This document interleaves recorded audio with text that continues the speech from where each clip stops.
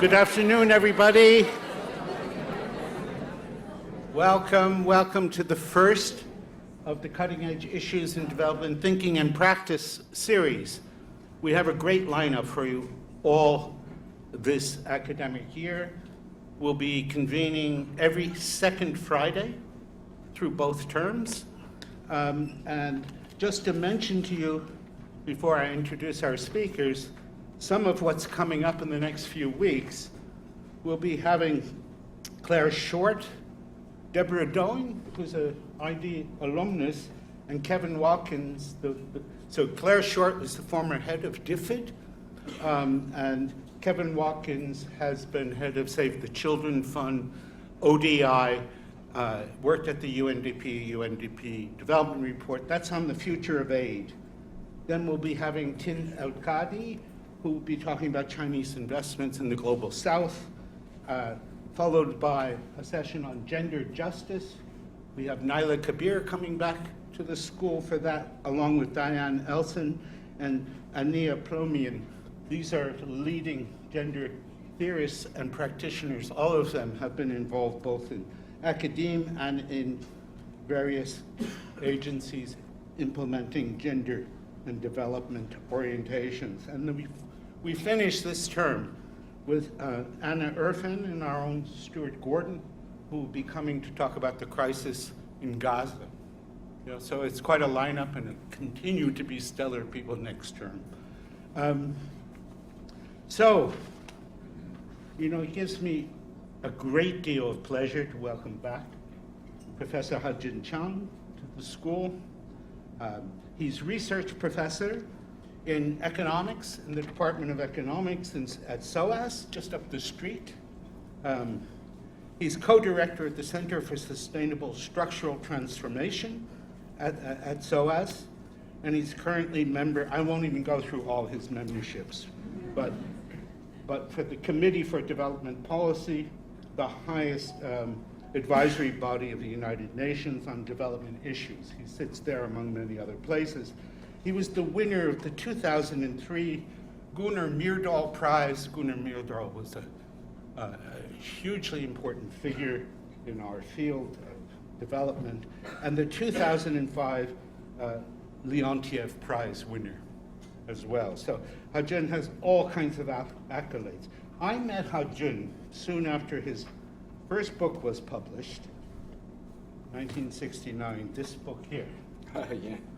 The Political Economy of Industrial Policy. Really important. This copy used to belong to the Marshall Library of Economics at the University of Cambridge. So I suspect the mainstream colleagues vetted the library, and I was able to buy it secondhand some time ago.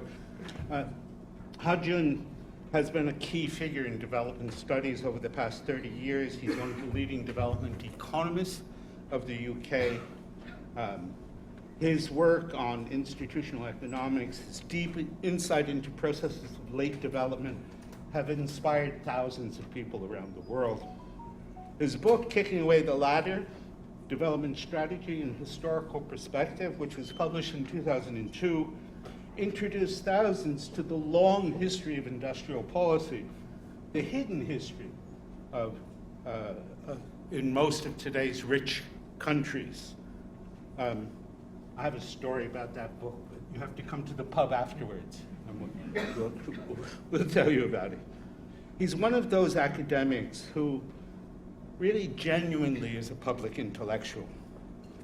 You can follow him on YouTube, you can read of him and by him on the web, in the Financial Times. His latest book, there, I'm advertising your books, Edible Economics. That's the 17th book so far, and this is a real feast, and has introduced people who might never want to taste economics in many different places to basic economic ideas and an understanding of the world from an economic perspective. So it's so fantastic to have him. And before we applaud his welcome, I want to welcome as well Professor Richard Kozul-Wright. when I asked Ha-Joon who could be a discussant of your talk, he said, nobody better than Richard Kozul-Wright. And he has a PhD in economics from Cambridge University, and SOAS is lucky enough to have him now, lecturing and teaching economics to their students.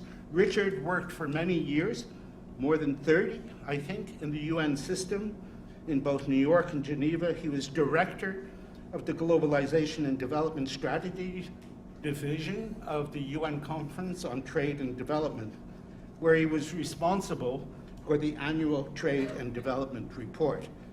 You're probably happy to be done with doing that. What a big task. He's published extensively in development and economics journals. His books include, as co-editor, the Oxford Handbook on Industrial Policy, The Case for New Bretton Woods, and The Resistible Rise of Market Fundamentalism. So he could tell us a lot about the old new international economic order, I think. I have no doubt that he'll have much to say about Ha-Joon's reimagining of the new international economic order in a new world for us tonight. So welcome, Ha-Joon.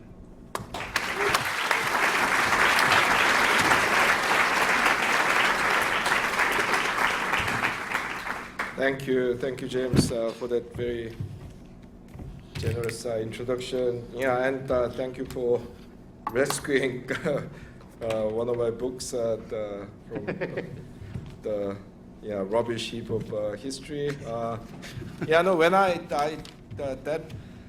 that really takes me back. When I started my PhD back in 1987, I mean, that book is based on my PhD dissertation.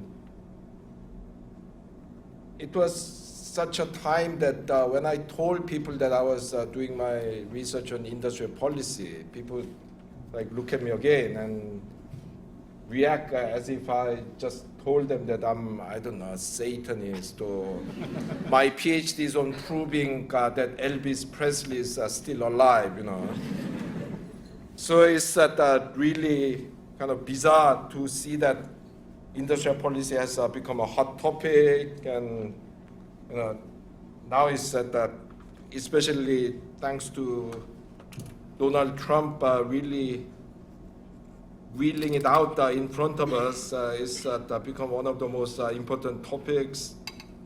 So yeah, it's giving this talk and seeing my old book really brings back this memory.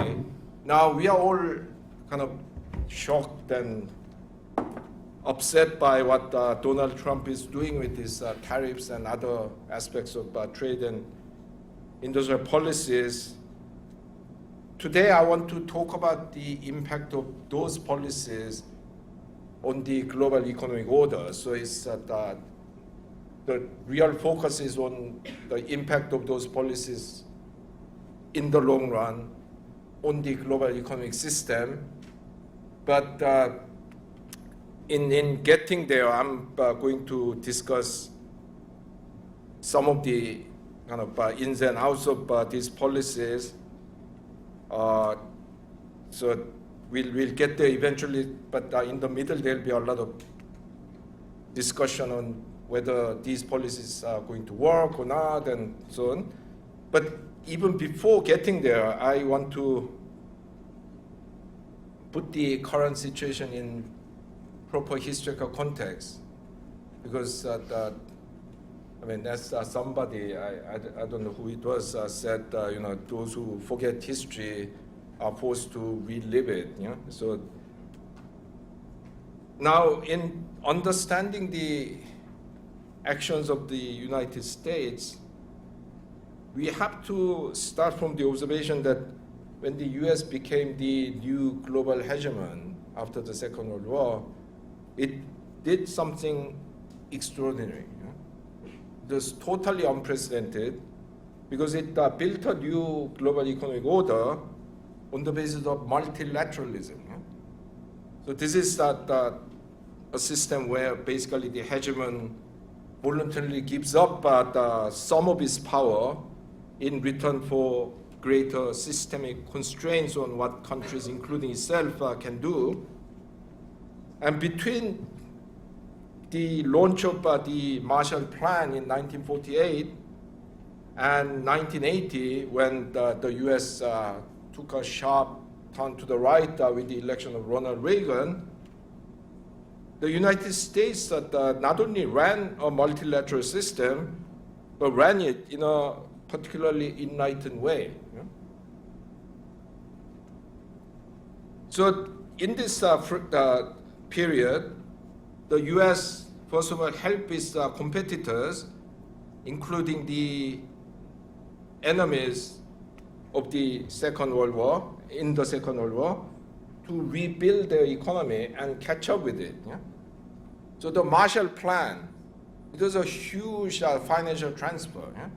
So Marshall Plan for 5 years, between 1948 and 1952, transferred every year the equivalent of 1% of US GDP. Yeah?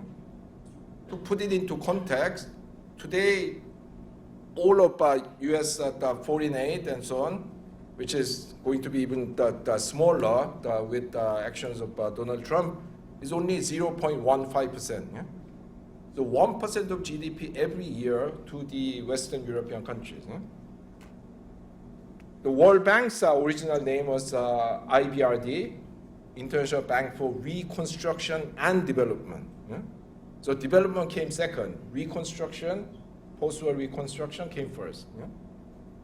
The OECD was set up as an organization to distribute Marshall aid money. Yeah?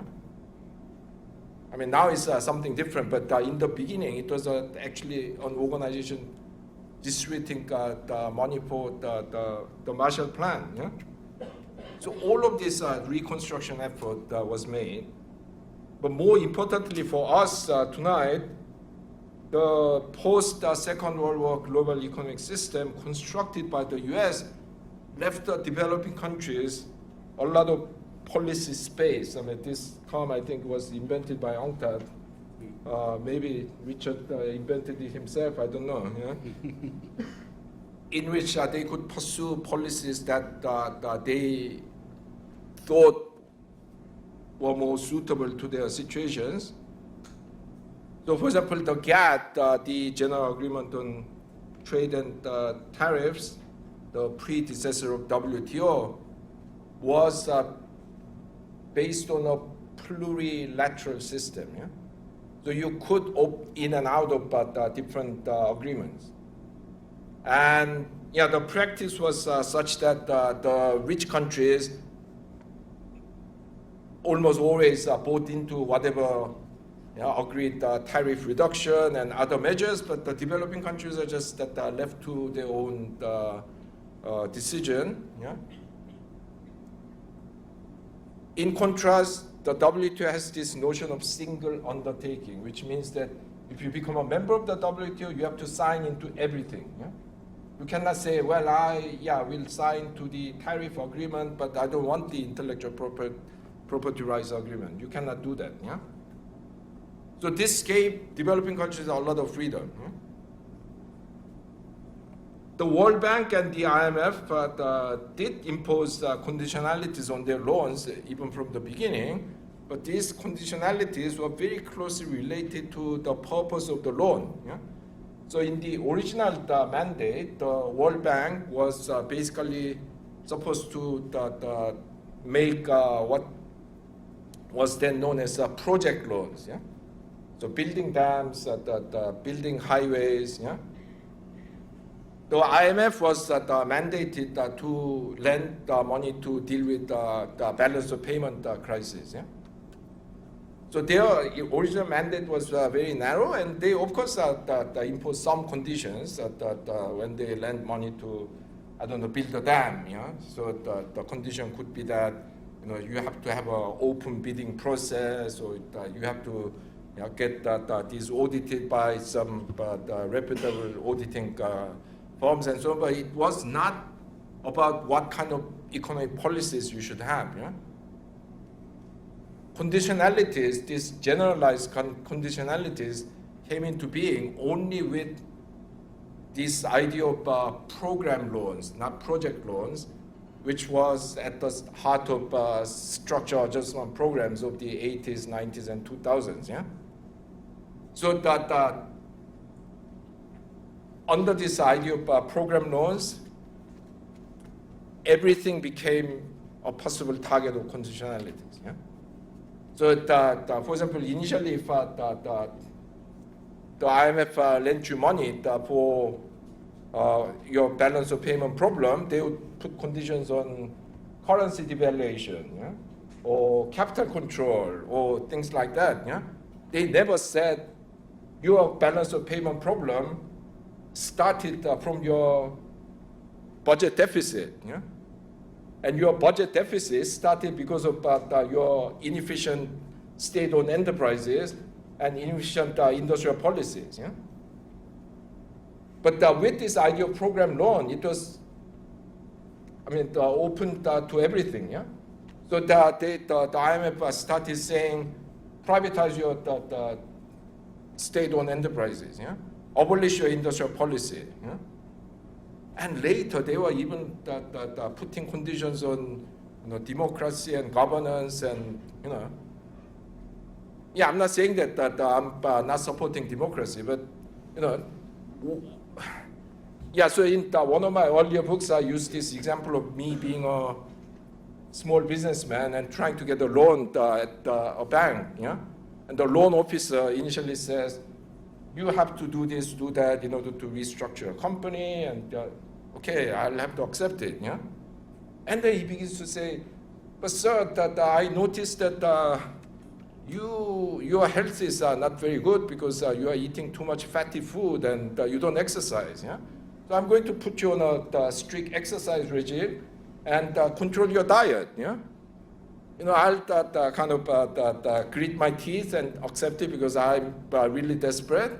But if he says, also, I'm going to restrict your access to your family because you are wasting a lot of time playing with your children. Yeah? If he says that I'm going to punch the guy and leave the bank. Yeah? So the IMF conditionalities, IMF World Bank conditionalities become like that, yeah? In the 80s, 90s. Yeah? Totally unreasonable, reaching into areas which are not really in their original mandate. Anyway, I don't want to beautify what the US was doing to developing countries during this period. Yeah? We know too many stories about US-backed military coups and all these kind of paramilitaries that trained in the CIA schools and all sorts of things. But we have to also acknowledge that for an empire, the first US Empire 1.0, between 1948 and 1980, was quite a benign empire, especially for developing countries. Huh? Because before the US Empire, the global economic order was based on bilateral domination by European empires through colonialism and the so-called unequal treaties. Now, these days, unequal treaties are not even taught in universities. Yeah? But this is a very, very important mechanism to control weaker countries that are not formal colonies throughout the 19th and the early 20th century. Yeah? These were actually invented with the independence of Latin American countries. Yeah? So when they became independent from Spain and Portugal, the British and the French and the Dutch, they all swooped in and told them, look, you are still very immature countries. Yeah? If you want to have a relationship with us, we need to have a treaty, and the treaty was totally one-sided. Yeah?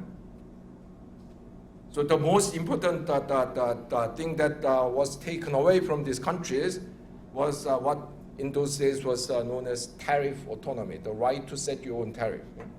So these countries were forced to adopt a very low 3 to 5% single rate of tariff across industries. Yeah? So the logic was, yeah, you can raise some revenue through tariff, but your tariff is going to be very low and uniform across sectors so that you cannot use it essentially for industrial policy, yeah? For promoting particular sectors. Yeah? And then they also involved taking territories away. They leased territories. So when Britain pulped China in the Opium War, they leased Hong Kong for 99 years, yeah, initially, and then it became like 150. Yeah? So basically it was the partial colonialism. Yeah? And then these treaties also gave the European powers the right to impose, acquire rights to exploit natural resources at really bargain prices. Yeah? So logging rights, mining rights, and so on. Yeah? Yeah, I'm not going to go into all of this. You can just look at. And even this idea of most favored nations, most favored nation, which these days is one of the central principles of WTO, meaning that if you give a treatment to one of the WTO member countries, you have to give the same treatment to all the members. This was unfortunately had a very dark origin. It was used as a mechanism to basically gang rape weaker countries. Yeah? Because all of these treaties had this most favored nation clause. So Britain somehow forces, Thailand to make an additional concession to it. All the other countries who signed these unequal treaties with Thailand, because they already had this most favored nations clause, can demand that, okay, you gave that to Britain, give it to us. Yeah? So this is a very, very important mechanism to control the countries that were not formerly colonies. I mean, these days, even most of the decolonization scholars don't even talk about it. Yeah? Anyway, I mean, I'm not criticizing for it, but it's something that you need to remember. So the US didn't do this, yeah, in the First Empire, yeah? Or even after 1980, it didn't totally go back to this, yeah? Because what it did after 1980 was to rewire the system in such a way that multilateralism is maintained, but used in such a way that it is highly biased in the interest of the rich countries. Yeah? So, once again, I'm not going to go into that. Basically, the point is that the US and its sidekicks, Europe and Japan, rewired the global economic system after the 1980, especially in the 1990s, and forced neoliberal policies upon developing countries. But even while they did that, they made sure that those provisions that they won were exempt. Yeah? So agriculture, where they are relatively weak, is exempt, but from all these restrictions on subsidies in the WTO. Yeah? Intellectual property rights, which, something like 97% of all the world's patents are held by the rich countries, and this was smuggled into the WTO, despite the fact that when you think about it, the patents and other intellectual property rights are government-created artificial monopolies. Yeah? If you're a free trader, you should be opposed to it. And indeed, in the 19th century, there was an anti-patent league in Europe led by free trade economists. The biggest mouthpiece for this movement was the Economist magazine. Yeah, which today is the worst defender of the patent monopoly. But in those days, it was saying, Yeah, people used to be more honest. You know, in the 19th century, no country had the Ministry of Defense. They were all called Ministry of War, yeah, because it's what it does. Yeah. So, I mean, despite the fact that intellectual property right is actually anti free trade, which is supposed to be what the WTO promotes, it was smuggled into it, and you know, yeah. So that in this rewiring under U.S. Empire 2.0, the rich countries made sure that what they need that are allowed, and the developing countries are denied what they need. Yeah? And of course, as the numbers that show, hang on. Yeah, the result of this neoliberalism was actually a collapse in economic growth all around. Yeah, you know, we are constantly told that we had to do these neoliberal reforms because the economies were not growing and failing. Yeah? Okay, so with neoliberalism, inequality rose and many unpleasant things happened, but at least we revived economic dynamism. Yeah? This is a total lie. Yeah? No, you look at the numbers. Yeah?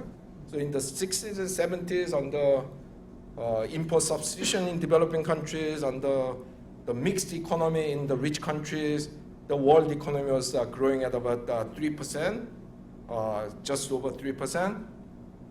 In the next 40 years of neoliberalism, the growth rate halved. Yeah? This is very important to know. I mean, Richard has written about it and other people, but you know, the neoliberals have been trading on what I call growth machismo. Yeah? You know, we are very rough, yeah, but we at least get things done. Yeah? Economic growth. Yeah? Okay, forget about the environment, forget about the social welfare, forget about the equality. Yeah? Growth is the most important thing. Yeah?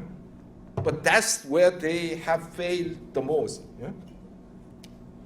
I mean, especially when it comes to the developing countries, which are forced to swallow these neoliberal reforms at wholesale, you know, economic growth has basically collapsed. Yeah? You know, you go to Latin American countries. I mean, a few days ago there was this article in the Financial Times by some Mexican guy saying, "Oh, we cannot go back to this day of ISI." I didn't even bother to read it. Yeah? No, you go to Latin America, everyone will tell you how bad things were under import substitution. Yeah? We were not growing and the economy was dying. Yeah? But the truth of the matter is that the Latin American growth rate in those days were 4 times higher than what it has been in the last 4 decades. Yeah? In Sub-Saharan Africa, okay, they didn't do great, but 1.6% per capita growth rate. But first of all, it's not nothing. You know, that's actually slightly higher than what the European countries grew at during the Industrial Revolution. Yeah? But 40 years of neoliberalism has basically wiped out economic growth in the continent. Yeah? 0.3% per year. That means that after like 40 years, the per capita income in Sub-Saharan Africa is something like 6-7% higher than what it was in 1980. Yeah? I mean, China used to grow double that in a year. Yeah? So anyway, I mean, this is a kind of an aside, but it's so important. I felt that I had to talk about it. Yeah. Anyway, so back to the present. Now the U.S. is trying to rewire the global economic system yet again. Yeah? So upon coming back to power, Donald Trump has implemented high tariffs against all his trading partners that, according to him, had been, quoting, looting, pillaging, raping, and plundering the U.S. economy through unfair practices, like having value-added taxes. You know,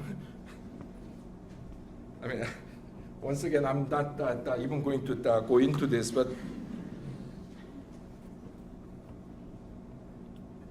And using the threat of high tariffs, the US has also extracted promises from a number of its main trading partners, especially the EU, Britain, Japan, South Korea,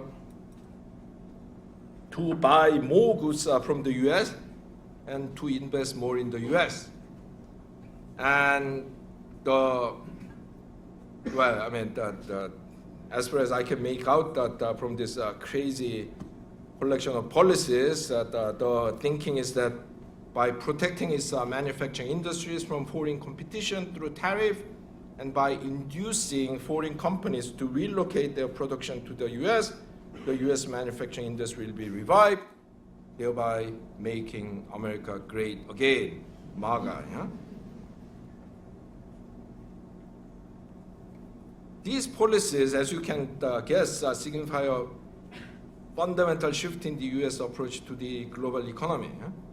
Because now all the ideas about the multilateralism is gone. Yeah? We are back to the 19th century. Yeah?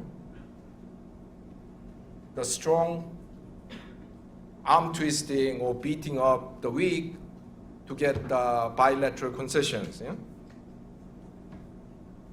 So this is what I call US Empire 3.0. Yeah? Now at this point, I must point out that the US Empire 3.0 has not emerged overnight with Donald Trump. There has been a long trend. Yeah?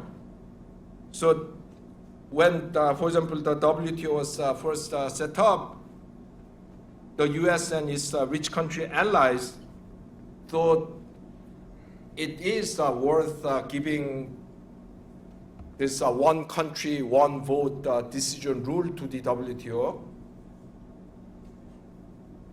in order to persuade the developing countries to join it, because we can control them in other ways. Yeah?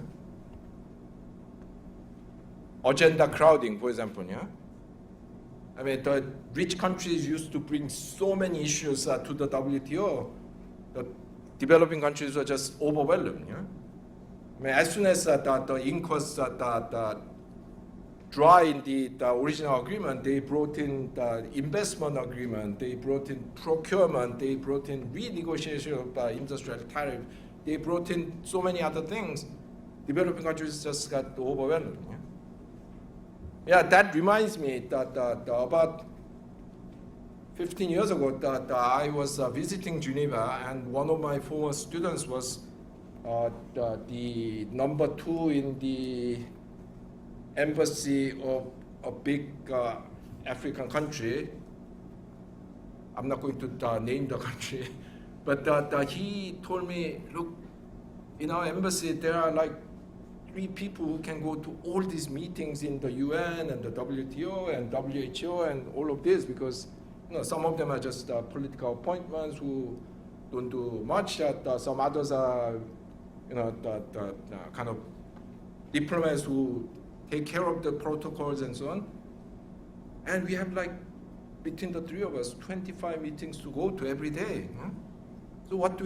We drop half of them, and we divide the remaining half between the 3 of us, which means that we are going to be in each meeting for a couple of hours. Yeah?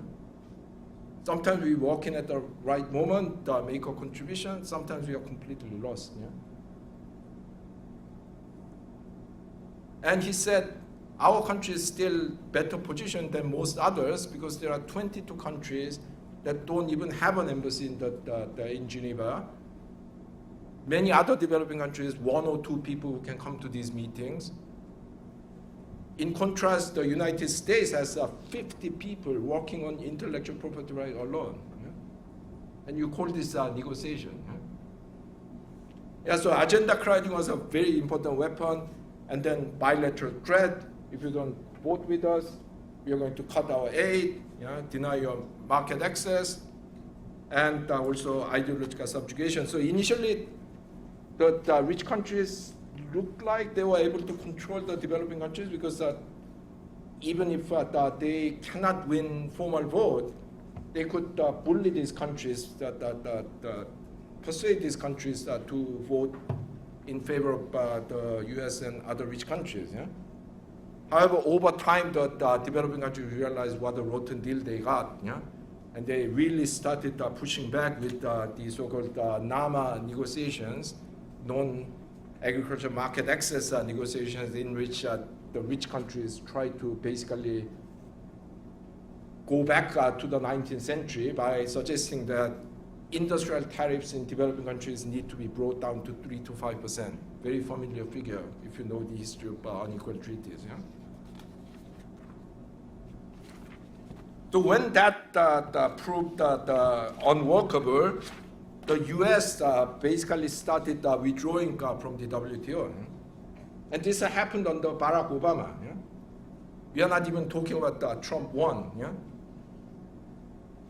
From the days of Obama, the US started disengaging from the WTO, and especially in 2017, in the last days of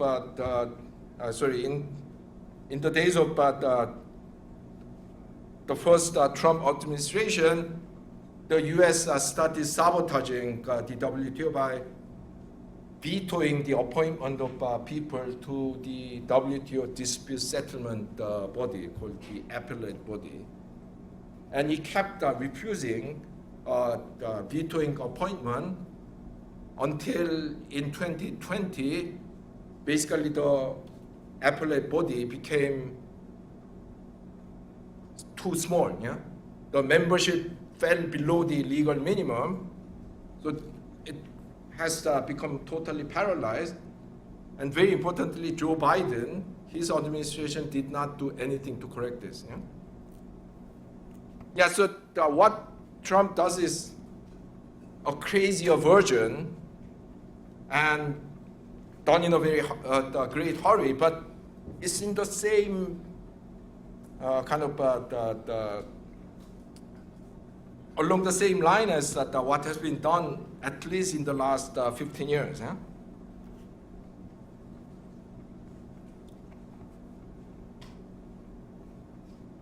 Okay, so that's really like the background. And now let me discuss what is going on with US trade and industrial policies. Now, let me be blunt from the beginning and say that Trump tariffs are not going to succeed in its aims. Yeah? And let me explain why. The first, I'm not sure whether these high tariff policies can be maintained. Yeah? Because inflationary pressure is building up. The Republicans have only 7-seat majority in the Senate, the House. I mean, if inflation continues, even the Republicans are going to beg Trump to at least lower some of the tariffs. Yeah? If they lose the House, then the game becomes very different, because in the US Constitution, the ultimate authority on tariff lies with the Congress. The president does not have power to impose new tariffs. This is why Trump has been using this International Emergency Economic Power Act, or IEEPA, in order to justify his policies. Yeah? And apparently this law doesn't even mention tariff. Yeah? It's about the real economic emergency. Yeah? So once the Democrats take control of the lower house of the US Congress, it's anyone's guess how this tariff is going to evolve. Yeah? But even if it is maintained, it is a fantasy to think that the current US policies can restore the US manufacturing sector to its former glory. You know, Trump keeps saying that he wants to make America great again, but what great America is he talking about? Yeah? No, really, I mean, is he talking about America of 1950 when it produced 60% of world manufacturing output? Or is he talking about not so great America of the mid-1980s when it was still producing around 30% of global manufacturing output? Because today it produces only about 16%. And it depends on the sector, but in some sectors, the US industrial decline is just shocking to see. Yeah? shipbuilding. The US produces about 10 ships a year against 1,700 of China's. And this is a country that needs ships to patrol the world's oceans to maintain its military dominance. And they cannot even build ships. I mean, I'm not going to go into this, but now when you think about it, even if the US, doesn't aspire to go back to 1950, but go back to not so great America of the mid-1980s, which is when they were worried about Japanese competition, West German competition, and so on. Even if it wants to go back to that, if it's rebuilding the manufacturing sector at the same speed at which it had lost it, it will take 40 years. Even if they really accelerate the reconstruction pace, it will take 20 years.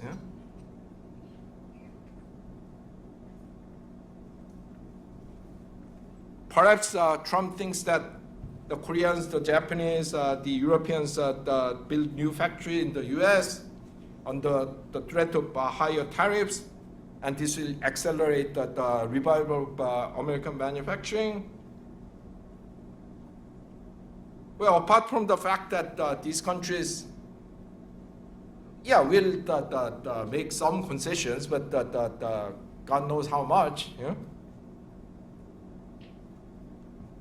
You have to realize that the US economy is too large to be rebuilt by foreign investment. If you're Costa Rica, if you're Dubai, maybe. At the moment, the Japanese produce about 5% of world manufacturing. The Germans, another 5%. South Koreans, 2.5%.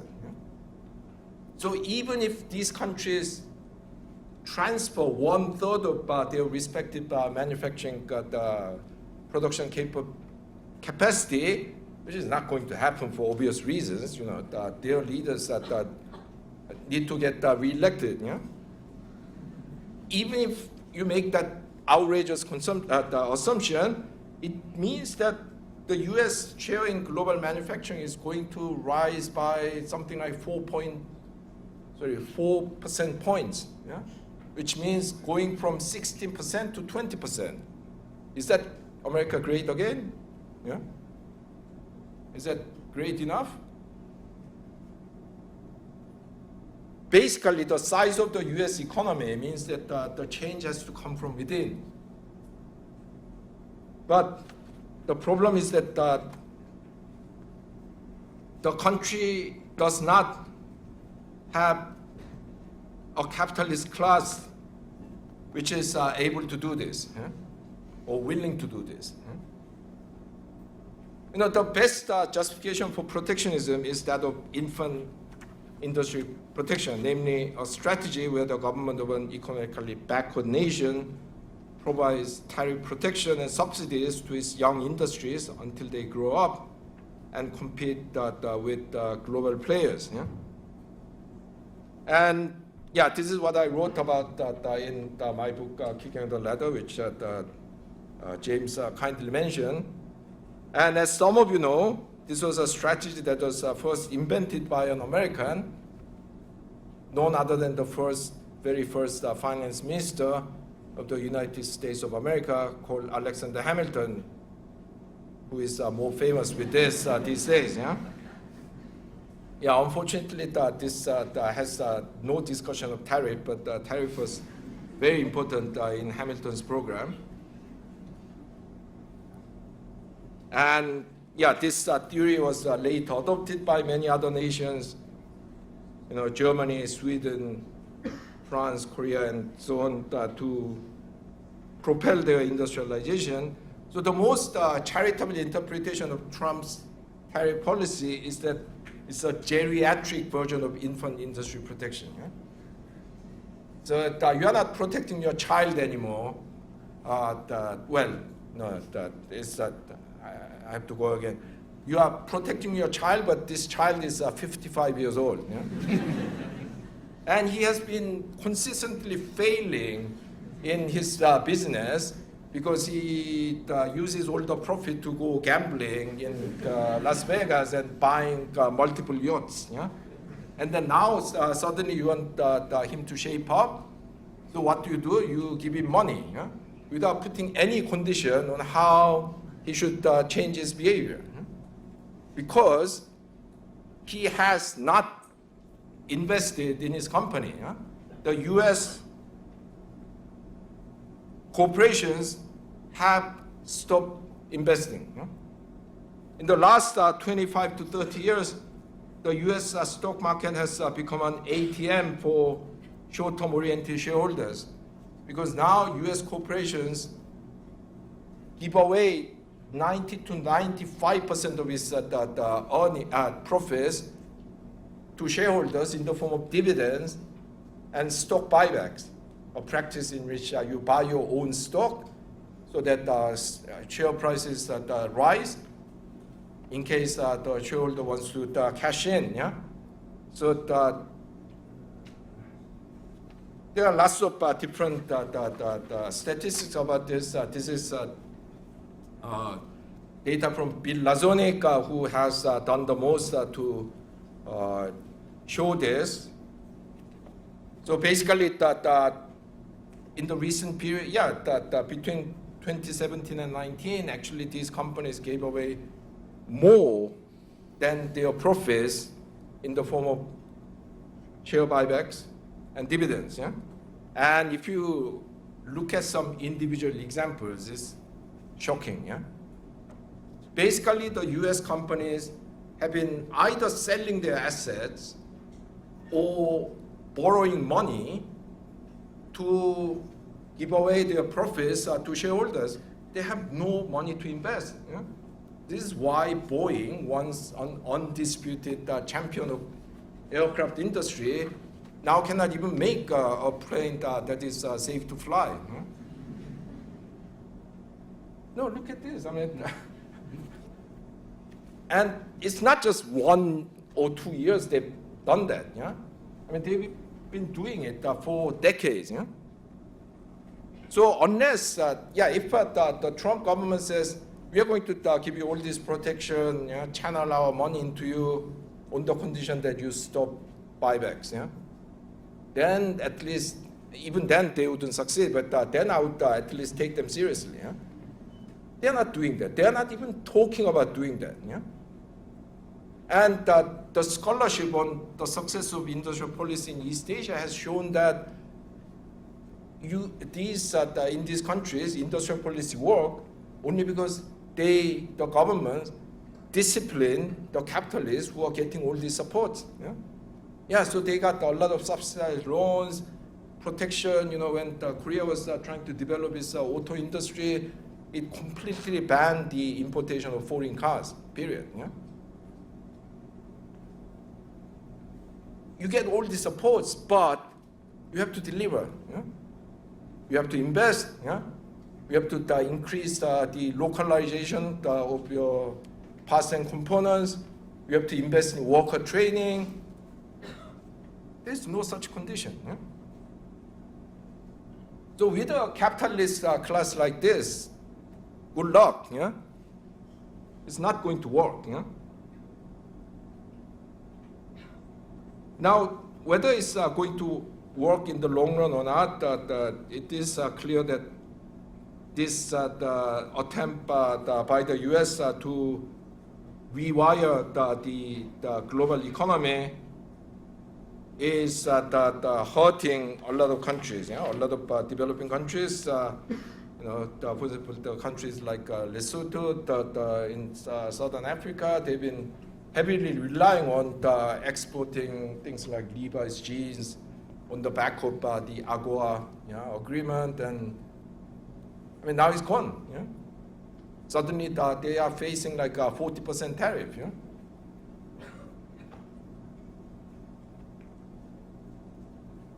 But I think the damage should not be exaggerated. because for developing countries in Asia and South America, China is now the biggest trading partner, while the biggest trading partner for the African countries are either the EU or China. Yeah? One of the days when the US was the biggest trading partner for most developing countries outside Africa. Yeah? Also these days, the so-called South-South trade is far more important than what it used to be even 3 decades ago. And it's not all about China.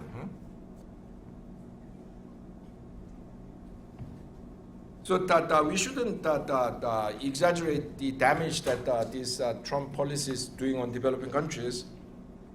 But in the medium term, you have to realize that countries can, and they are already doing, redirect their trade away from the US market. Yeah? Do not forget that even 15 years ago, the US was the biggest trading partner of all countries in South America. Yeah? Not anymore. Yeah?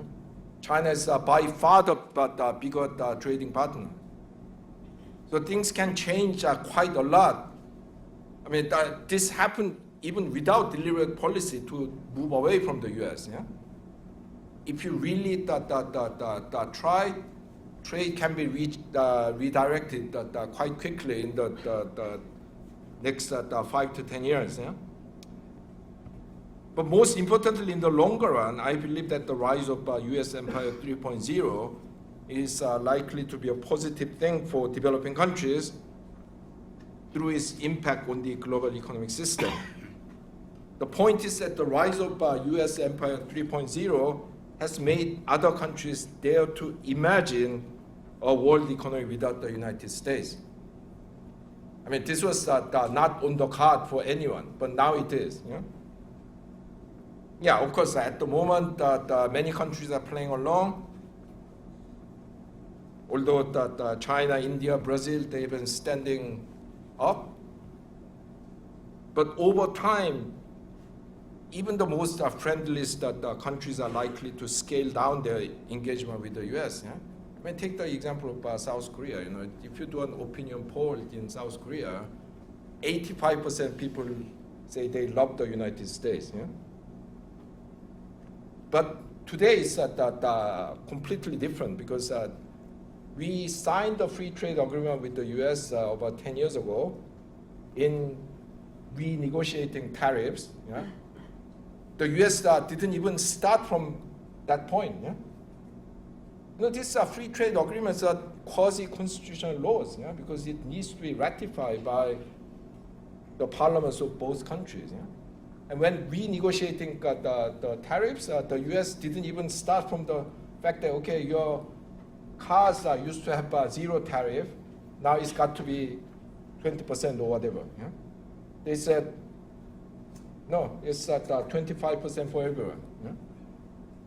Yeah, so what's the point of signing this treaty with the US when it's not even going to respect it? Yeah? And more importantly, seeing the US completely destroy the multilateral order, which was the hallmark of its empire, other countries are likely to want to build a multilateral world economic order without the US. Yeah? I'm not saying it will happen, but now the countries are thinking about it. Yeah? I mean, it sounds impossible, but it's not as impossible as you think. First of all, the US is not as important in the global economy as you think. Yeah? It may produce 30% of world GDP, but it's a very close economy. So if you look at the share of the US in global trade, it's only about 10 to 12%. Okay, to have a world with 30% removed will be impossible, but 10, 12%, maybe. Huh? Yeah, and we are not talking about completely, banishing the US out of the world economy. Yeah? So there'll be some trade with it, yeah, but it will have to engage in this with from a very different starting point. And the US, you know, in the 1950s, 60s, even 70s, there were things that you had to buy from the US. If you wanted computer, if you wanted large commercial aircraft, if you wanted semiconductors, if you wanted color TV, you had to buy from the Americans. Yeah? There are few things like that anymore. Can you think of anything that you cannot buy from you cannot buy other than from the US? Sorry? Ah, yes.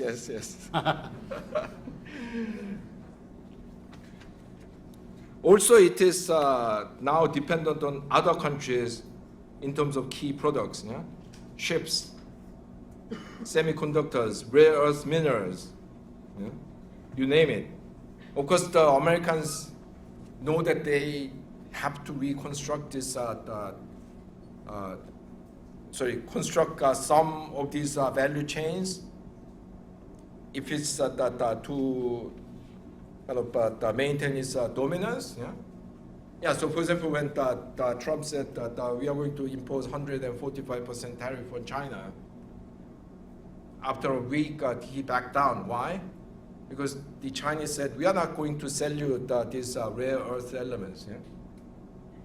China produces quite a lot of those things, but it processes 70 to 90% of those things, depending on the particular mineral.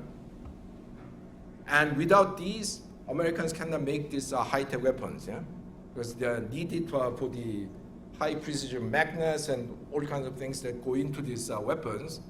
So they had to back down. So now Americans saying, we'll have to build this. I mean, that's why Trump initially said that we want to annex Greenland, and we are going to do this deal with Ukraine because these areas have.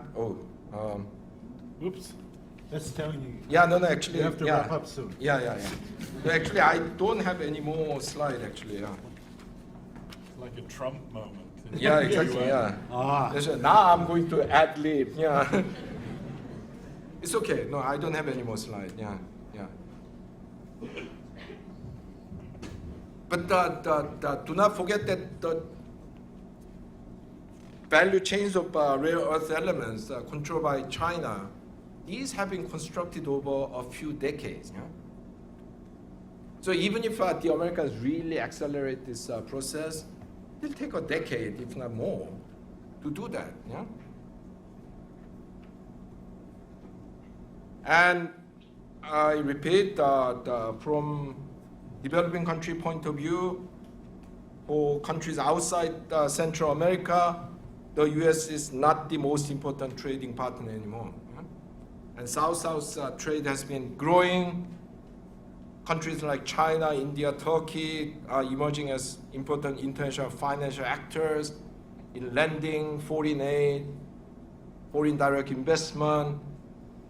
The importance of Southern-led international financial institutions like the Asian Infrastructure Investment Bank or the New Development Bank, formerly known as the BRICS Bank, and CAF, the Development Bank of Latin America and the Caribbean, which, is not new, but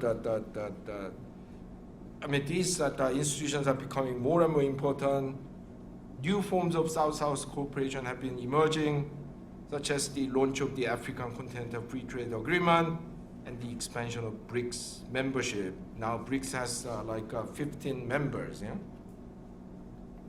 So I say that it is time for developing countries to come up with a new agenda for the reform of the global economic system that builds on their call for a new international economic order, or NIEO, that they had proposed.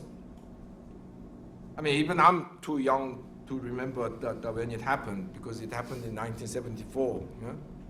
But through this call, the developing countries are demanding that they have greater national sovereignty over natural resources, the barriers that in the rich countries against developing country exports are lowered. There should be greater technology transfer, greater regulations of the activities of transnational corporations. And this is where they call for this famous 0.7% of GDP target for foreign aid by rich countries. I mean, it has come true in some countries, you know, in Scandinavia and so on. Yeah. So this is what they had called for. Of course, this was brutally pushed back in the 1980s and 90s through structural adjustment program, ideological subjugation, and so on. But I believe that it is time for developing countries to revive this agenda. Of course, it won't be easy, not least because they need to act together between themselves, but also they need to act with other big actors like China and the EU. I mean, the developing countries as a whole, they are becoming more and more important in the global economy, but without China and the EU supporting their proposal, that this reform of the global economy is not going to happen. Unfortunately, the European Union has been pathetically subservient to the US, and I don't know whether either the EU or China even have a clear vision for the reform of the global economic system. Yeah? And also there's a problem with developing countries acting together, because since the 1980s, the solidarity between them have been seriously weakened. Yeah? There was G77, there was non-aligned movement, there was call for NIEO. I mean, there was an alliance between developing countries, but this has been weakened in the last few decades, so they'll need to forge a new shared outlook and strengthen their political cooperations. But as I pointed out, the material basis for South-South collective action is higher than ever. Because South-South trade is much bigger. I mean, we have these different configurations in the global geopolitical arrangements. You know, I mean, for example, the U.S. used to get a lot of support from other rich countries, Europe, Japan, to a lesser extent South Korea, in the imposing its kind of demands on developing countries. But now these countries, thanks to Trump, are fighting with each other. No, I mean, the South Koreans are freaking out because Trump says you have to give me $350 billion upfront if you want to have access to our market. Yeah? I mean, that is 6% of our foreign currency reserve. Yeah? It's like 40% of our annual GDP. Yeah? However pro-American that Koreans may be, I mean, even they cannot stomach this, yeah? Because if we do it in the way that Trump wants, there'll be a financial crisis tomorrow. Yeah. Yeah. So the solidarity between the rich countries is actually collapsing. Yeah. So maybe it is a chance for the developing countries to exploit that. I say the time is right for a campaign for NNIEO, New International Economic Order, as the title of the novel by the Jewish Italian writer Primo Levi goes, if not now, when? Thank you.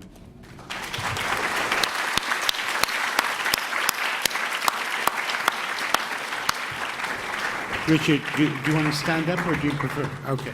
So now we'll turn it over to Richard, 10 minutes or so, and then they'll both engage with you in the Q&A.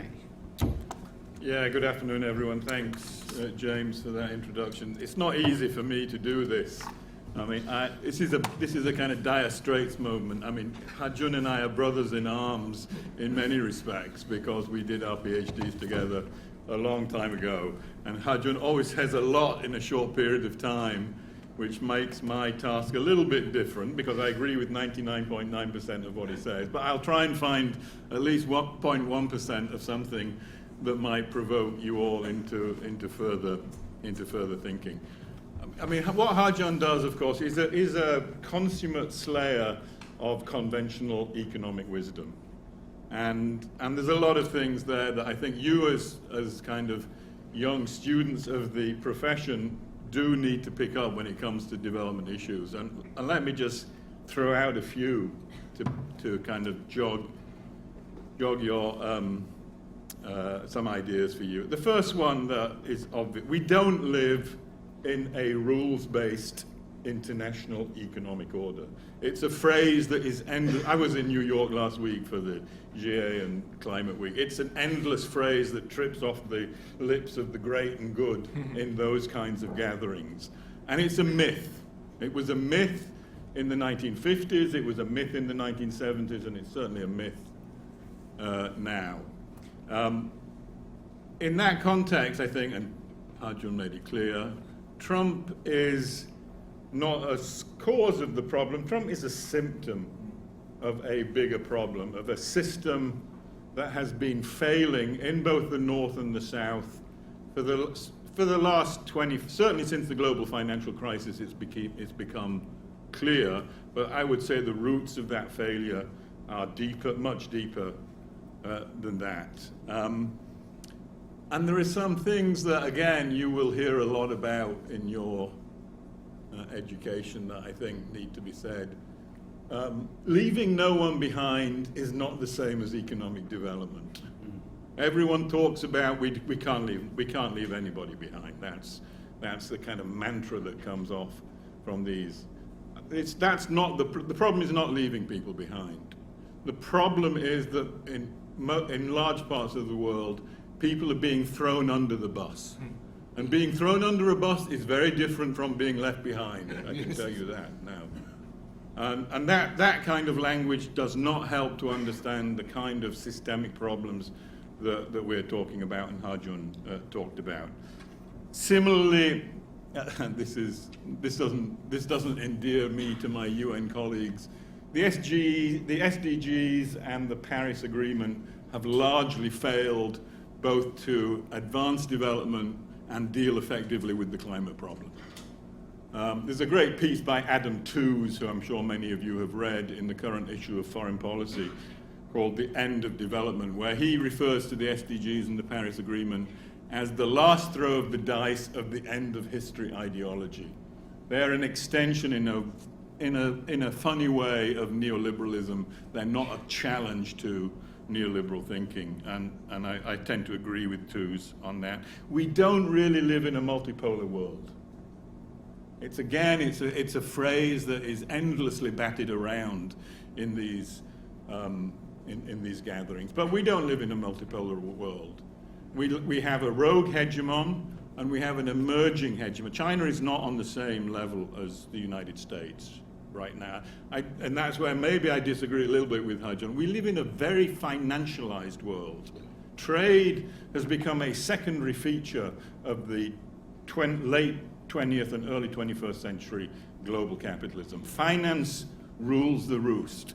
And in the world of finance, the United States continues to be the dominant power, and China knows that. It's why, quite sensibly, it hasn't opened up its own capital markets, because if it did, it would cause all kinds of problems to its own development ambitions.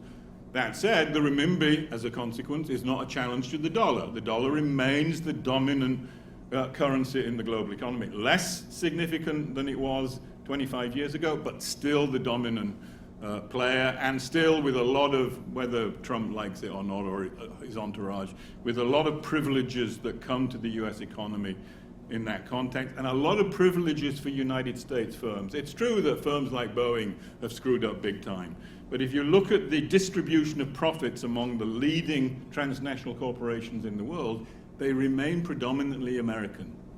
And and that's an important thing to recognize. You can't simply focus on countries when trying to understand the global economy. You need to look at firms and the power of firms and the failings of firms. As Ha-Joon said, the profit investment nexus has broken down in many parts of the advanced economies, but not the profit part of the story. Profits as a share of global income have been rising significantly over the course of the last 25, 30 years at the expense of wages and workers. So focusing, you can't just focus your attention when it comes to understanding global dynamics on countries. You need to look at corporate power as a significant part of that story. What the hell happened to Europe?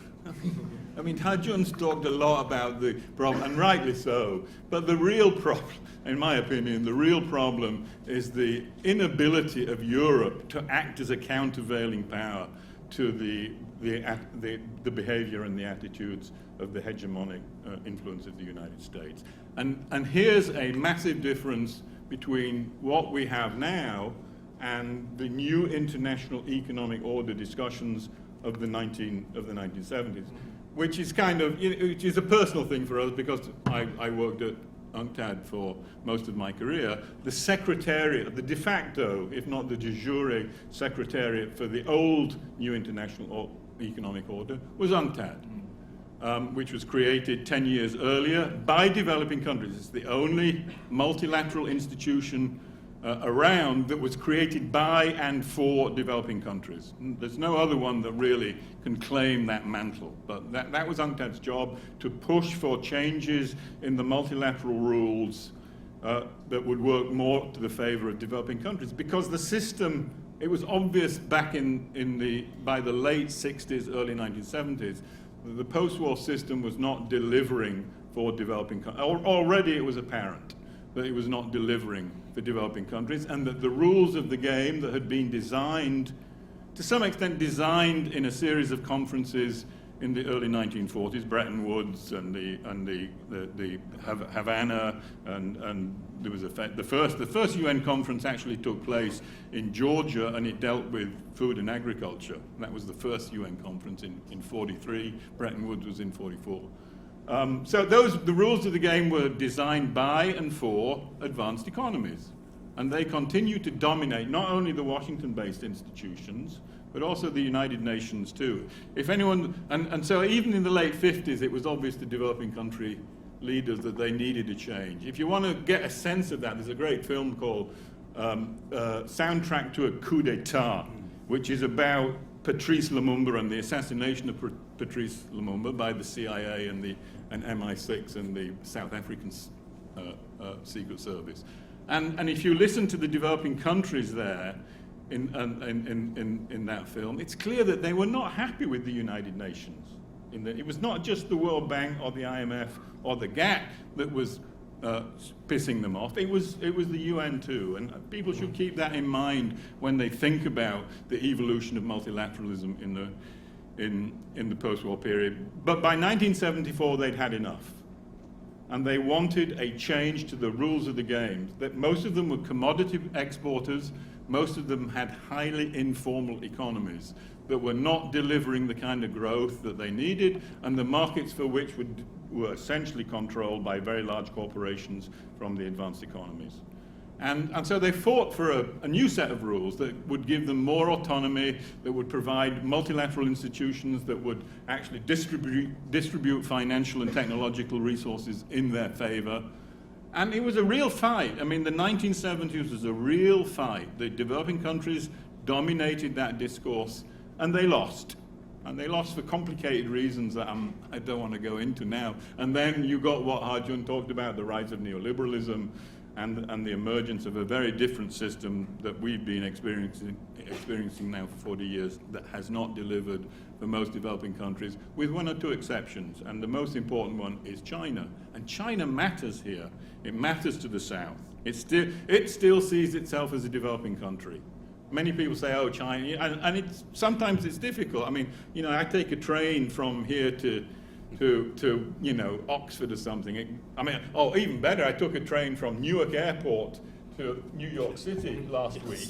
it was like going back 100 years. I mean, the thing, it's amazing that it stayed on the tracks, given the amount of kind of wobbling that was going on. And this was at 35 miles an hour. China's now got trains that move at 600 kilometers an hour. I mean, so sometimes it's difficult to defend China's position in the globe, but it's still a developing country. It's got a per capita income of around $14,000.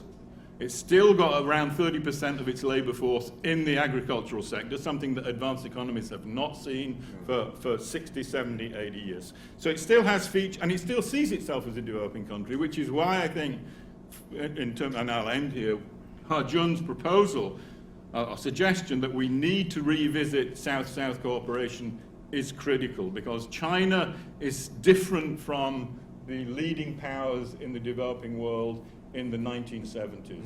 In many respects, the leading powers in the 70s, when the new international economic order was first being hatched, were the oil producers. They'd suddenly discovered that they had the power and the resources to change the rules of the game. And it was never the basis for a sustained integration of the South. The oil production. China has finances, China has trade, China has technology and intellectual property. This is a different game. South-South cooperation is a different game with China in that game. There are problems, which I don't want to go into, with China's role. China's not a fairy godmother in this story. And there are issues there with China.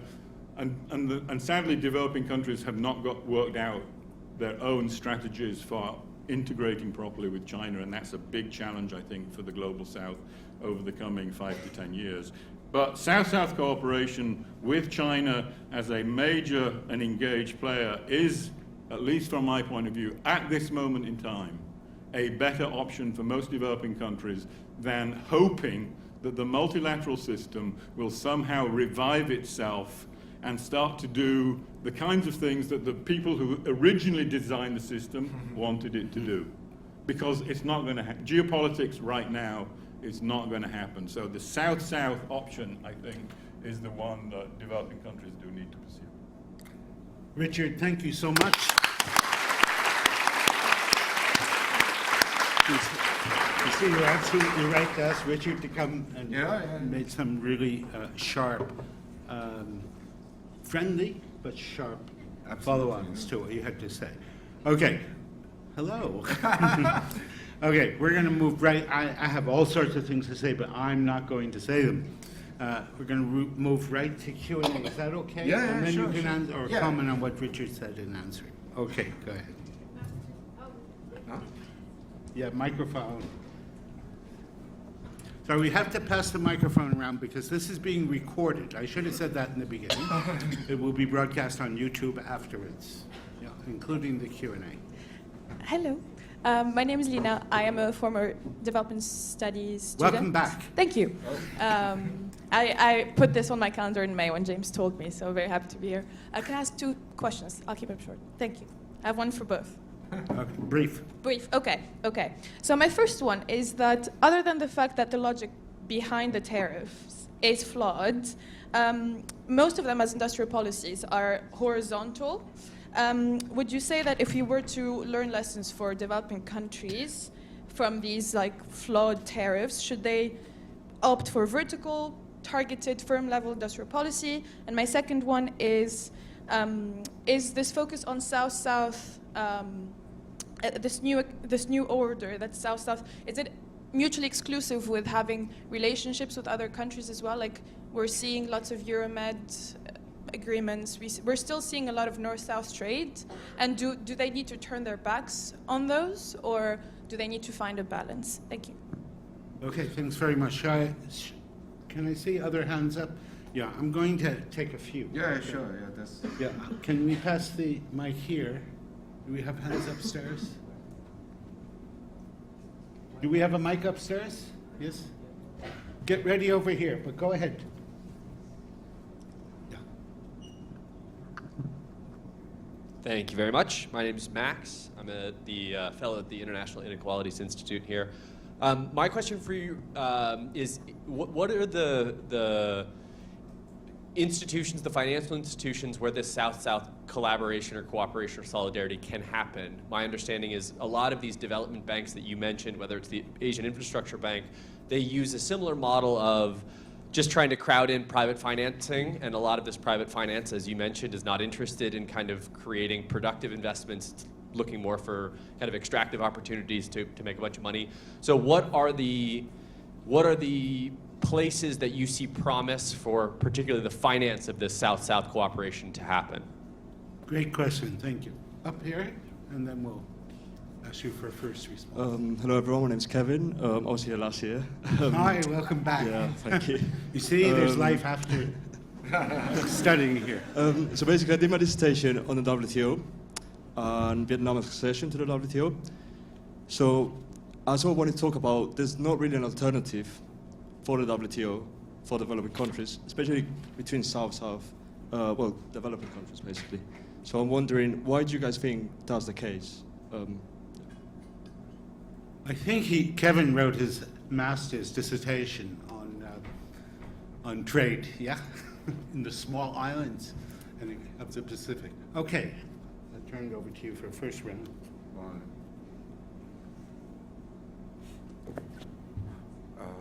I think, is it on? It's on, I think. Is it? No? No.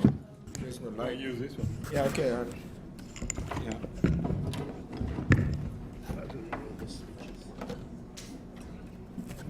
Yeah, horizontal versus vertical or targeted industrial policy. You know, actually that is a very misleading framework that mainstream economists have invented to dismiss the real industrial policy. Yeah? Because there's no such thing as truly horizontal policy. Is there any policy that truly benefits all sectors equally? No, if you keep for example, R&D subsidies or the infrastructure, the public infrastructure investment, you are actually discriminating against some sectors. Yeah. So if you say we are going to use our money to support R&D, then you are actually discriminating sectors that do not do much R&D. Yeah? There's no such infrastructure as you cannot, I don't know, build an airport for a flower exporting region, and then 3 years later say, oh, this is not working. We are going to move it to a seaport that will allow us to export more copper ore. Yeah, you cannot roll that airport up and make it a seaport. Yeah, no, it's very location specific. It gives different advantages to different industries. Yeah, because some products, pharmaceutical, flowers, and so on, can be exported with airplanes, but not others. Yeah? You can export iron ore on a plane. Yeah? So all policies discriminate. Yeah? So first of all, it's a myth that there is horizontal policy and vertical policy, and also why is that even if some policies are more horizontal than others, what is the reason why that is better? I have seen no one providing a convincing explanation for it. Yeah, and basically this idea that somehow, well, let me explain it with an example. Mainstream economists say social policies should be targeted. And they say industrial policy should be horizontal. Yeah? I say it should be the reverse. Yeah? Because the differences between individuals is far smaller than differences between industries. Yeah? The policies that you need to promote, I don't know, the lithium batteries or the semiconductors, they are vastly different from policies that you need to promote I don't know, high value agriculture or the food processing. Yeah. So actually the differences between individuals is far smaller, which means that actually horizontal policy works better there than in the industrial policy, which which involves so many different industries with different technological requirements, different locational issues, different market prospect and so on. Yeah? So anyone who talks about the horizontal industrial policy, these are people who don't want to do industrial policy. Yeah? Yeah, so you have to call them out. Yeah. Secondly, the promoting South-South trade doesn't mean that you have to cut relationship with the North. Yeah. I mean, there are certain things that you have to buy from the Europeans or increasingly few, but the Americans. Yeah. So you have to buy them from them. Yeah. The issue is that where the weight of your strategy is. Yeah. So basically, I'm not saying that you should just cut off a relationship with the U.S. or the European Union, but try to pare it down, and more importantly, pare it down in the way that serves your long-term development interests. Yes, aren't the southern financial institutions more or less the same as the existing ones? Probably at some level they are, but on the other hand, they don't impose such onerous conditionalities. Yeah? Actually, the Chinese led banks, they impose higher interest rate than the World Bank. Yeah? But they don't put all those conditions. Yeah? So, that's the price of freedom. Yeah? So you'd rather pay a bit more to be able to do whatever you want to do, whatever you need to do with your money, rather than having a bit less interest to pay, but have to, stop seeing your family. Yeah? Are there alternatives to the WTO? Yeah, no, I think WTO is something that. In theory, is good for developing countries, because basically for developing countries, you are always better off under multilateral order than the bilateral relationships. Yeah? But the WTO as it exists today is not fit for purpose. Yeah? So you have to completely overhaul it, and that's a challenge. But you have to have multilateral order if you're a weaker developing country, because otherwise, you see what's going on today. Go back to the 19th century. Either you're a colony or you're under unequal treaties. Yeah, and you don't want that. Yeah. Yeah, sure. I think it was Kierkegaard who said that only in less politically correct times, it should be said, that only robbers and gypsies say you should never visit the places you've been to in the past. Clearly, it doesn't apply to LSE students, it seems to me. Look, I mean, I'm a big believer in the Malcolm X principle of economic development by any means necessary, right? That strikes me as the way. And in the context of South-South cooperation, it's not a silver bullet. It's one of many ways in which developing countries need to forge new international cooperation relationships, right? And that certainly does not rule out relations with the North and the South. That's, in an interdependent world, that's not credible. I would say that they need to put less eggs into the multilateral basket and more in other types of international. I strongly believe that, including South-South cooperation and regional arrangements. And we're seeing that. We're seeing that in Africa with the continental free trade area. And other regional trade agreements. That's certainly important. In the case of multilateralism developing, it's a kind of Gramsci problem. They're fighting a war of position in the multilaterals, because the multilaterals can get worse. I mean, Ha-Joon's explained what they do badly, but they can get worse. And developing countries still need to operate within the multilateral system, not with the expectation of advancing their own agenda right now. I just don't see that happening. But certainly to stop the advanced countries doing things worse. We've seen that already with CBAM in the case of the WTO, you know, which is clearly, first of all, it's against the rules of the WTO, whatever the Europeans say, but it's clearly, and it's against the common but differentiated responsibilities of the COP too.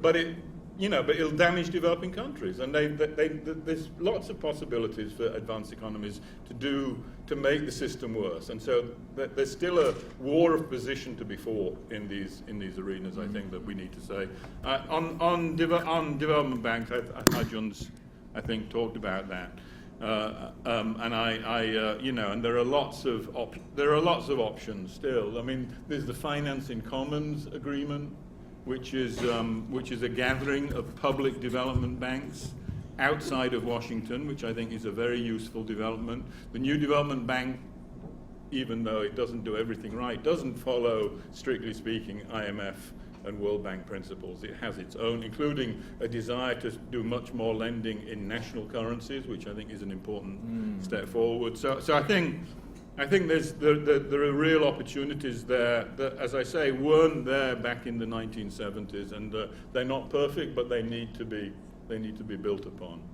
essentially. Great, thank you very much. I'm going to take some more questions. I'm just going to interject.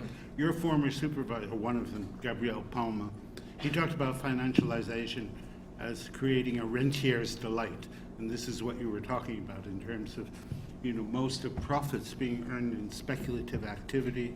The Trump White House is also introducing crypto in a major way, which is, we see a lot of corporate resources being channeled into crypto to increase their share payments rather than investment.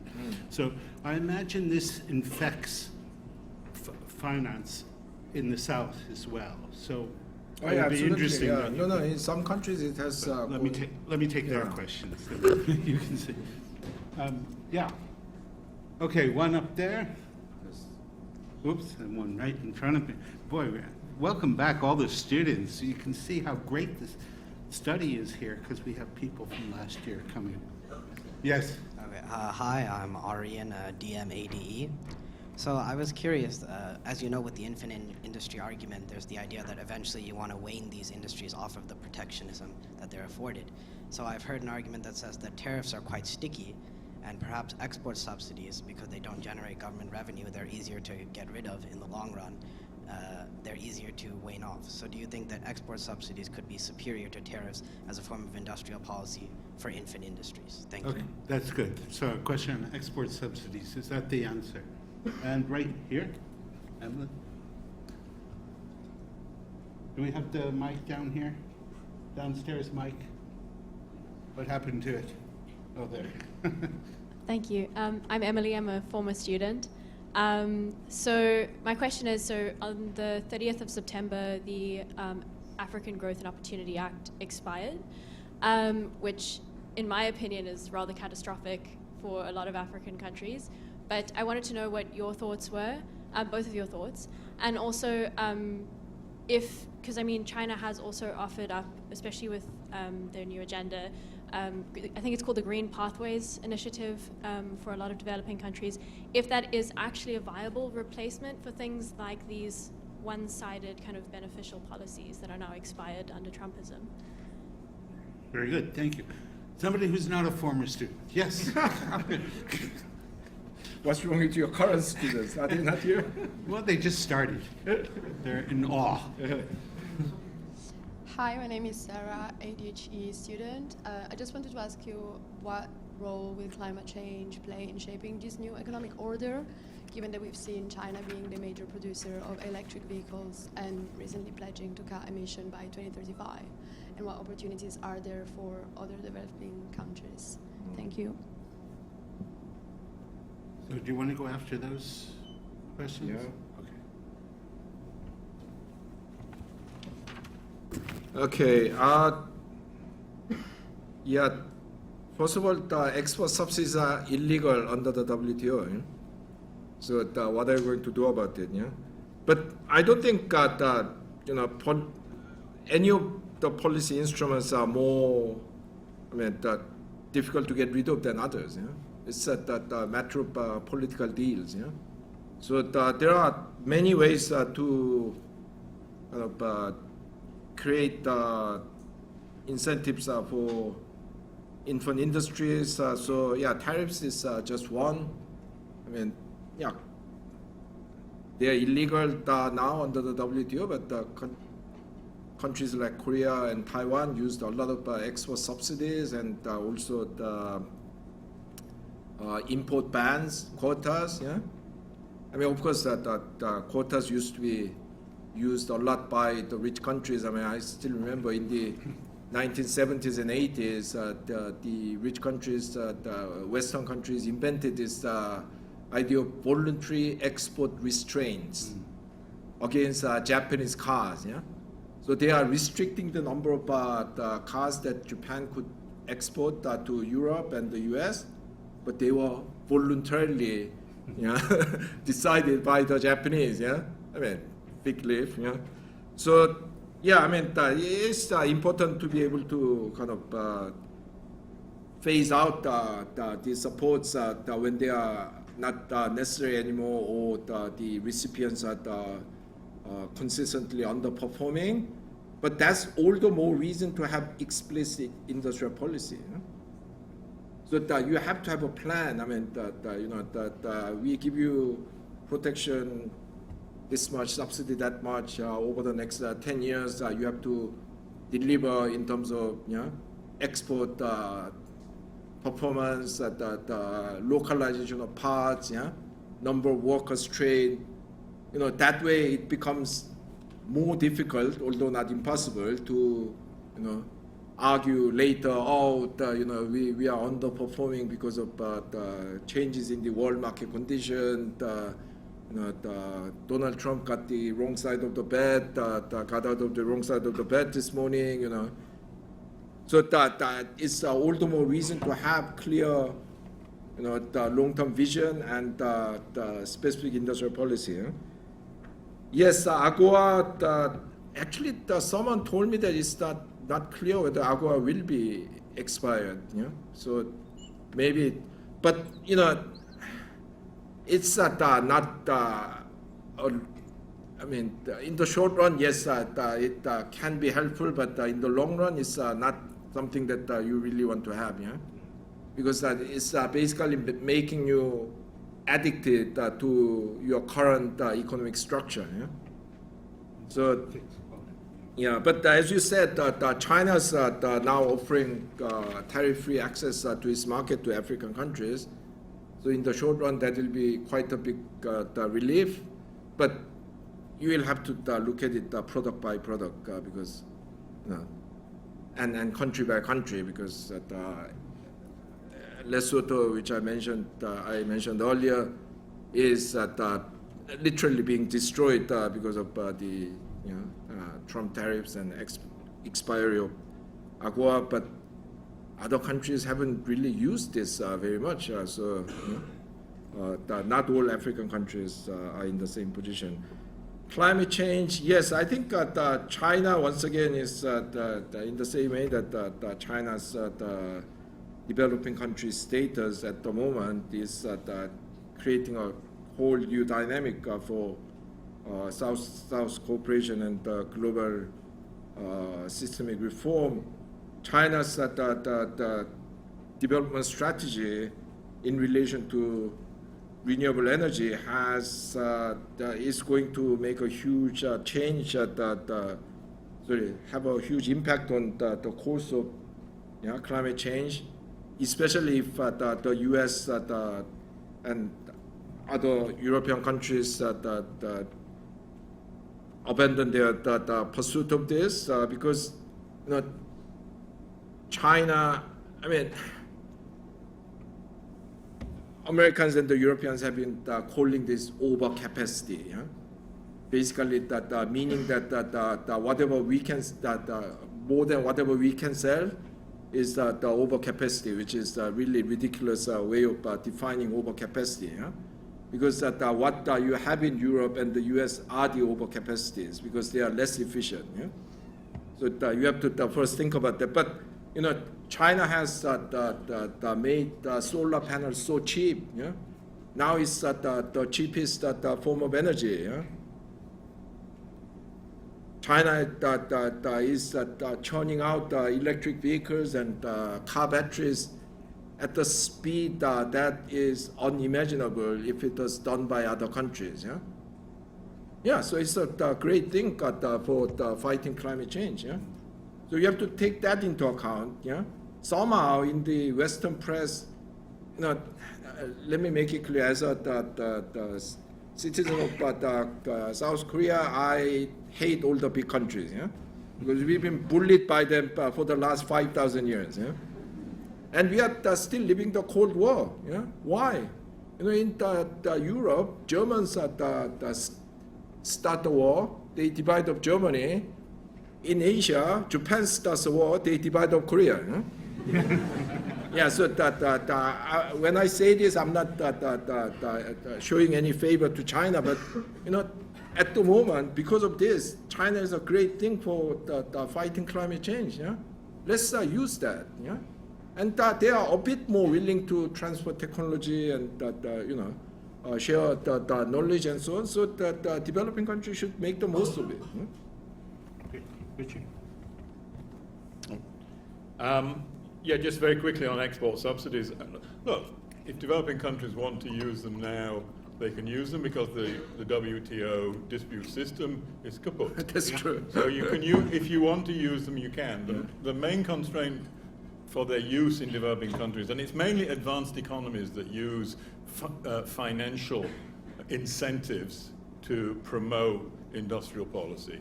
But most developing countries remain fiscally constrained. They suffer, and for those countries that have high levels of debt, that's a particular burden that doesn't really allow, regardless of the rules of the game, doesn't allow them much space to be able to pursue that kind of policies. Can they work? Yeah, of course they can work. They've worked in the past, and they can work again. So, I mean, they should not be ruled out of the policy toolkit. They have to be handled like all policies with a degree of care and circumspection, but they are a useful part. They should be seen as a useful part of development strategy. Yeah, AGOA, you know, it's the problem with free trade agreements in general. They're all part of the same kind of free trade agreement model, right? And like Voltaire said about the Holy Roman Empire, it wasn't holy, it wasn't Roman, and it wasn't an empire. Free trade agreements are not about freedom, they're not about trade, they're about everything but trade, and they're not agreements because there's a hell of a lot of arm twisting around them. So I'm not going to hold a wake if AGOA ends in whenever it ends. Will it cause problems for some sectors within countries? Yeah, it will probably cause problems. But as Ha-Joon said, they've locked countries into a certain place in the international division of labor, which is detrimental to long-term development. I mean, just to go back to the NIEO, where the problem was most developing countries were commodity exporters. Over 100 developing countries, over 100, are still, 50 years later, what we call commodity-dependent economies. That is, over 60% of their foreign exchange earnings come from one or two commodities.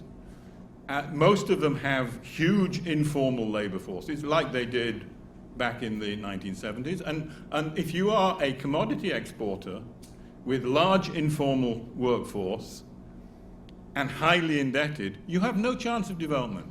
None.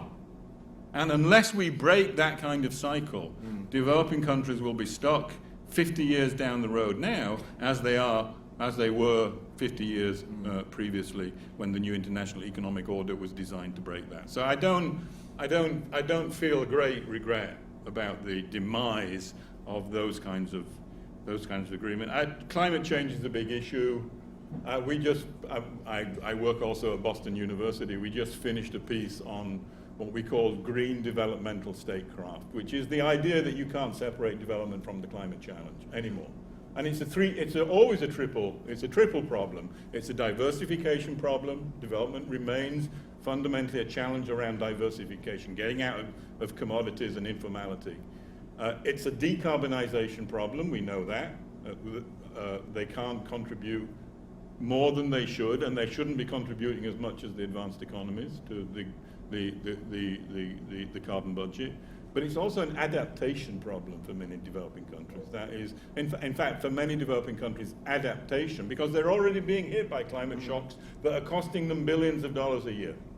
And so adaptation is, for many developing countries, actually a more pressing challenge than decarbonization. But all of them involve investment. If you don't mobilize resources for productive investment, you will constantly be caught in that triple movement, and it'll be very difficult for countries to. So at the root of it is what Ha-Joon said: a world where countries are mobilizing more resources to make productive investments, to diversify, decarbonize, and adapt their economies to a changing climate. The very definition of mitigation is you have to be producing something that's creating emissions. This is the issue. We can take one more round. Paul, I'm going to call on some of the new students down here, but it's good to see you too. Join us at the pub afterwards. Yes. Here. Yeah. Do you have a mic to pass back that way? Thank you. Professor Chang earlier was talking about the fact that the US produced 16% of the world industrial production against the 30% in the 1980 and even the 60% in 1950s. So knowing that the US have always done basically anything in their power to preserve their hegemonial positions, especially economically speaking, do you think that that was something that the US abandoned on purpose, deciding to focus on the great potential of neoliberalism, financialization services, or was it just something that slipped out of their hand, basically? Okay, thank you. They do have the dollars. Yes, Martha. Half and half, returning part-time student. Hi, I'm a current part-time student. You've talked about a new international economic order and the need for one. I'm curious about what you think would be the 2 or 3 key reforms that would need to be made for that new economic order to be really developmental. Great. Nice and succinct question. And one more question from up on top. Then, I'm going to invite you to join us at the White Horse afterwards. Go ahead. Hi, James, a current HID student. The point you made about disciplining capital and financialization, so 2 parts of that. Is it an issue of a lack of a mechanism, or is it a lack of will? And how significant a risk is that for countries in the global south that they follow that sort of model towards that financialization and just stripping profit? Can you repeat? So the disciplining capital, is that a lack of will or a lack of a mechanism, or both? And how significant is the risk that nations in the South follow that model of stripping profit rather than development? Why is no one disciplining capital? Okay, I'll turn it over to you two for final kind of remarks. But there were more hands? There are more hands. Yeah. Do you want me to I think we just can let take them a list couple off? more. Okay, I'll call on your question. Very succinct questions, and then you can pick and choose. Yes, we have the mic here. Do you have up here? Hello, I'm Discussant from actually the Department of Sociology. Just Can't hear you. Yeah, I'm from the Department of Sociology. But yeah, I have 2 questions, but I'll just choose the second one, which was in this new kind of new international economic order, what would a country whose economy is well kind of adapted to this order, what the domestic economic structure kind of look like? That was my question. Okay. Up here? Hi, my name's Ethan Victoriano. I'm a current student here at LSE. I'm with HID, and I have I have a fascination with like economic history, so here's my question. Why aren't the unequal treaties talked about more, and do you think there are some modern unequal treaties that still exist today that exploit developing countries? There's some new ones being forged by the White House, yeah. I can shout it. What do you think are the developmental prospects for the Arab region in particular, where the political coordinates seem to be the US or its proxies advancing via state collapse? So what are the prospects for that region specifically? Right in the back corner here. I'm going to let the students get their questions on the table, even though we have to end. Hi, I was also in ID before.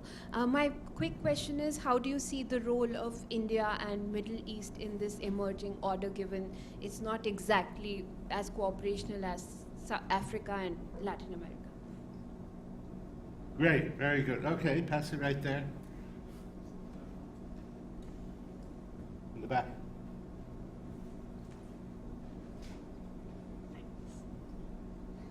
Hi, yeah, another current student here. I was wondering whether, what the risk is to countries in the global south in terms of orienting towards China. Whether is it kind of a natural consequence of kind of existing in that economic hegemony? In which case, in this sense, China would be in that kind of dominant position. Are they at risk of essentially repeating the same thing that's kind of basically already gone on in being oriented towards the US? Great. I think I managed to. Okay, one more question. One more. And then you have to answer in some kind of a.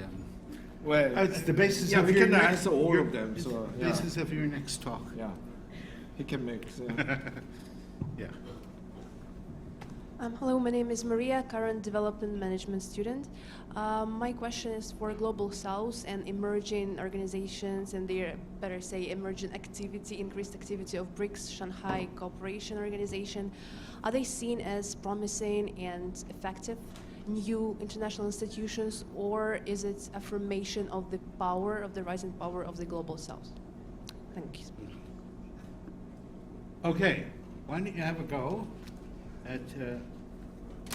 Yeah, no, given the time constraint, I cannot possibly answer even half of them. But if I may pick a few, I think the first picking on the Arab region, India.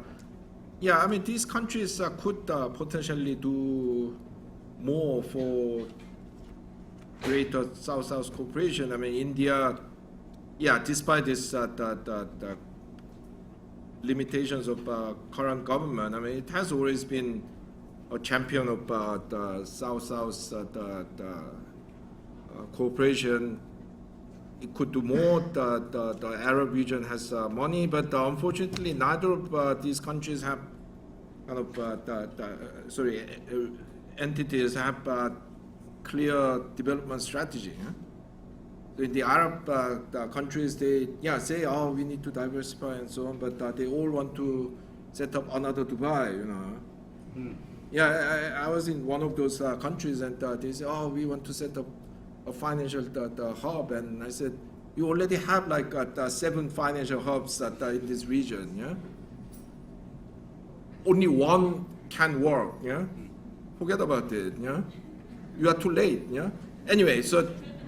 Yeah, India, the Modi has talked about making India and so on, making in India, but it doesn't have a coherent industrial strategy. I mean, it may have grown quite well in the last couple of decades, but it's still a very poor country overall. Yeah, I mean, the per capita income not even $3,000. Yeah, so they could do more, but this will require a very different approach to